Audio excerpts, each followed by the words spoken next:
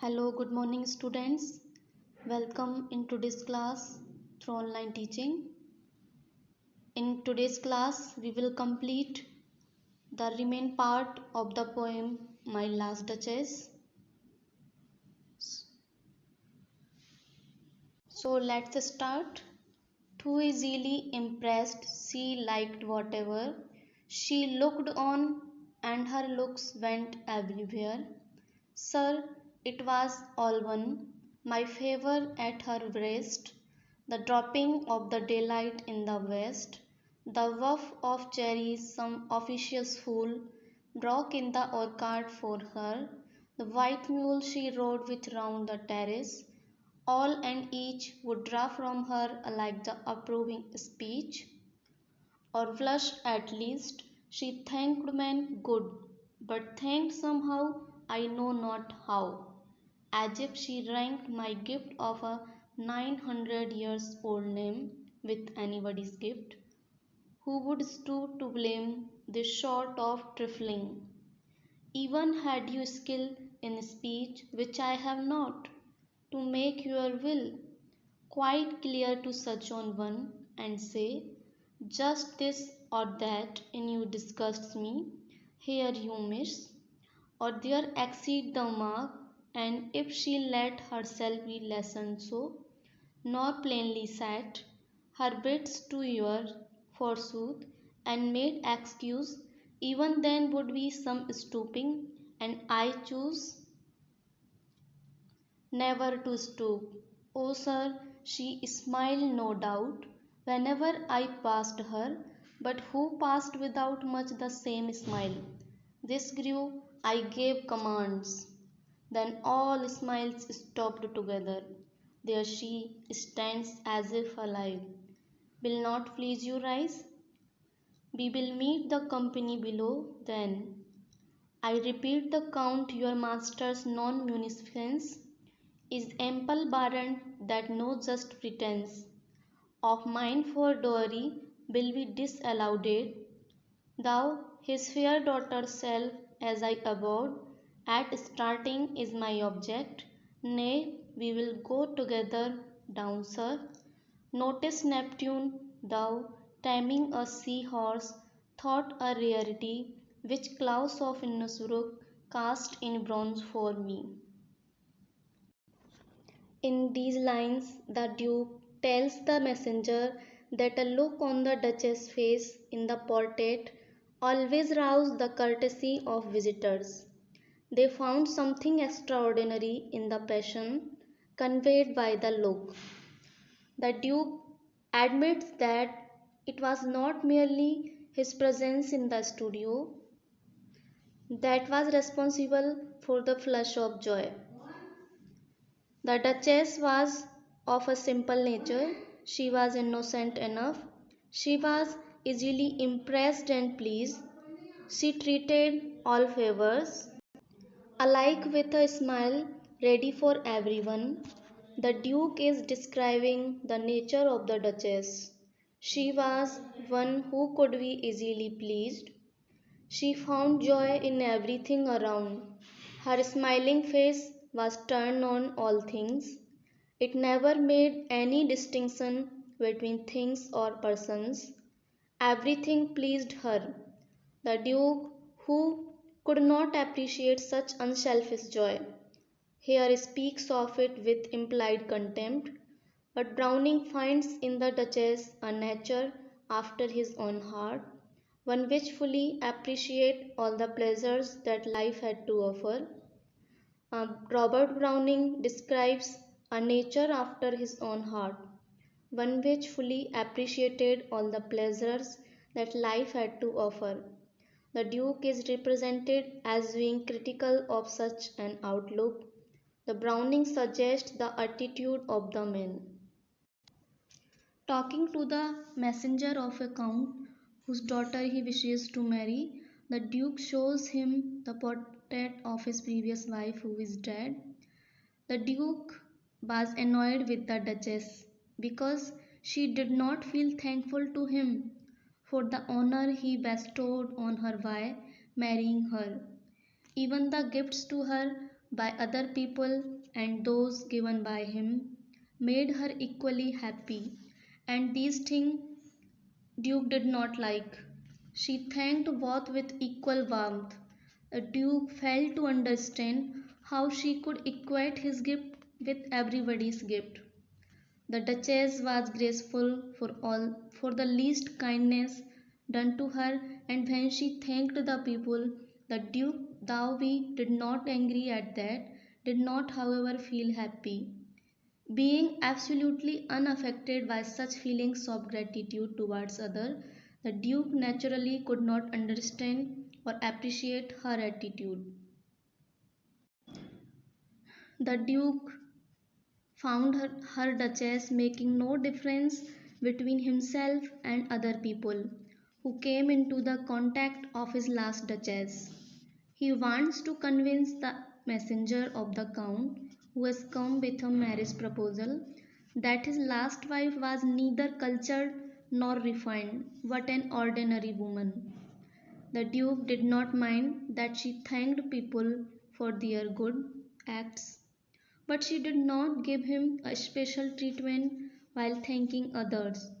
He was her husband and belonged to a family of 900 years, standing and reputation. He was shocked that she treated him at par with other people.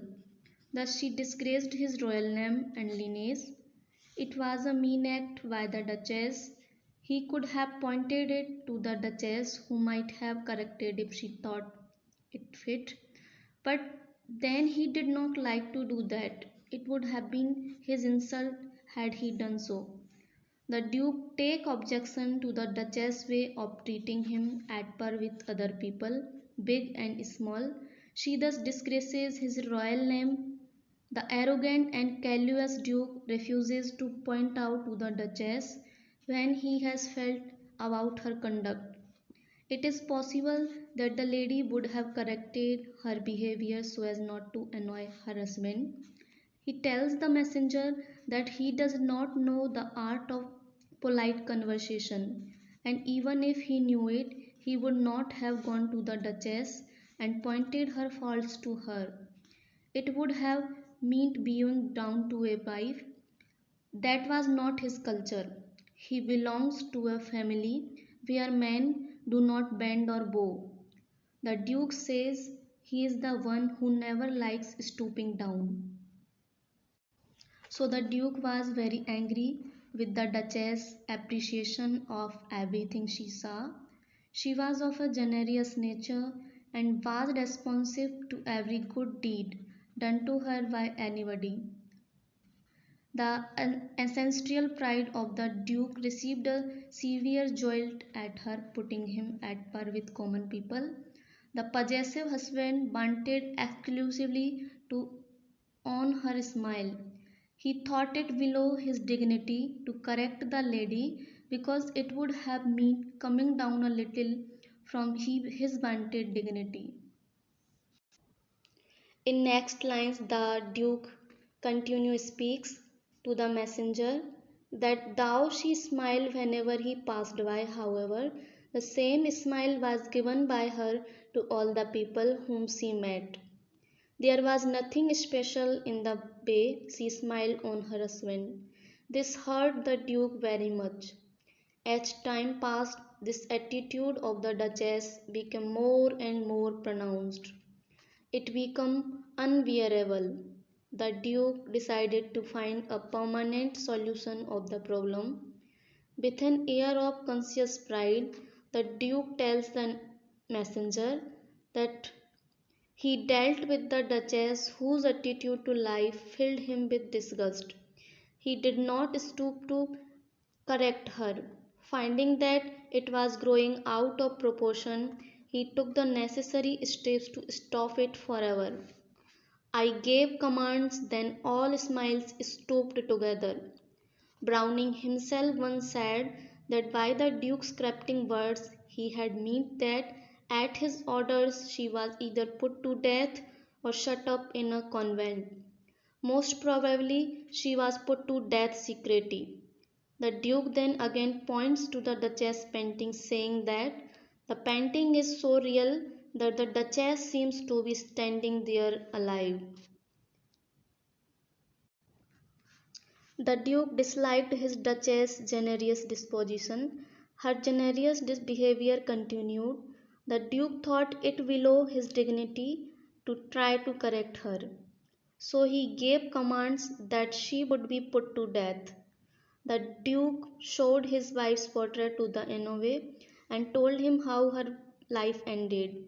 After telling him about his previous duchess and in a casual manner, he returned to the topic of his marriage with the count's daughter. He proceeds to the topic in a business-like fashion. From the manner the Duke speaks, it appears that Duke had already had some talks about the dowry or presents that he would expect from his future father-in-law. The Duke tells the Count's envoy that reputation which the Count has for splendid generosity is enough guarantee that all his claims regarding dowry will be granted. The Duke further clarifies his remarks lest he should be misunderstood. He tells the messenger that even though his first and foremost attraction is the charming daughter of the Count, still he has mentioned about the dowry because he has great faith in the generosity of the Count. While going down, he draws the messenger's attention to a bronze statue of Neptune, who is god of sea. He tells the messenger that this pose of Neptune taming a sea horse is a rare one.